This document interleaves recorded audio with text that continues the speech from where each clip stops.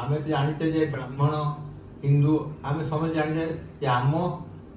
जाति आम देश आम संस्था आम प्रक्रिया सब प्राचीन आज कौन अभाव है आमर आज अभाव है मनीष स्पिरिचुअलिज्म आध्यात्मिकवाद 1948 विश्व युद्ध सरी जाए सेकेंड वर्ल्ड वॉर से डब्ल्यूएचओ है डब्ल्यूएचओ कहले आम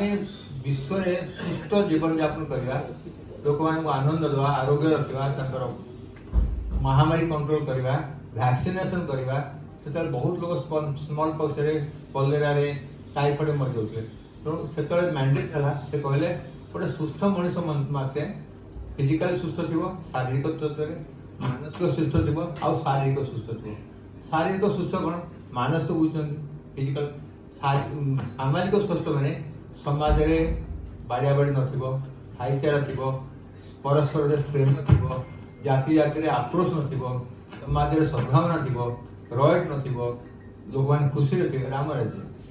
आम कहला भल साम्राज्य तो राम राज्य गोटे एमती गोटे संस्था जो आम उत्कृष्ट सामाजिक तत्वर गोटे उत्कृष्ट उदाहरण राम राज्य तेणु आम कहे सामाजिक स्वास्थ्य कौन आज आम स्वास्थ्य बहुत खराब टिके टिके आम बाड़िया बाड़ी परस्पर पिछने पड़ोसी पड़ोसी आम पड़ोसा घरे झीटी के पार्क आनला हाईस्कल आम जानू वी डोंट बदर फॉर नेबर आम बापा माँ चिंता करने अनुभाई तेणु आज आम चिंता न कर कारण है we have become more materialistic मु आ मोर जब स्त्री होगा भितर तार भल तो डाइवर्स होता जदि आम इंडिया रे आम अमेरिकार जो 50% डाइवर्स रेट क्रॉस कर 20 वर्ष आम केते स्वाधीन होकर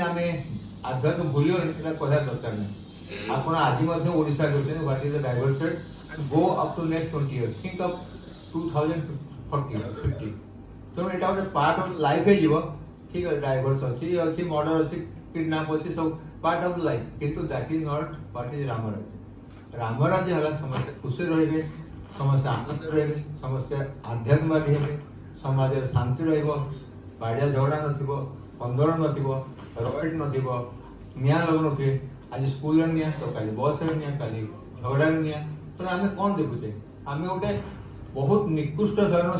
समाज देखुचे निज निज बाड़िया हिंदू मुस्लिम ख्रीस्टियान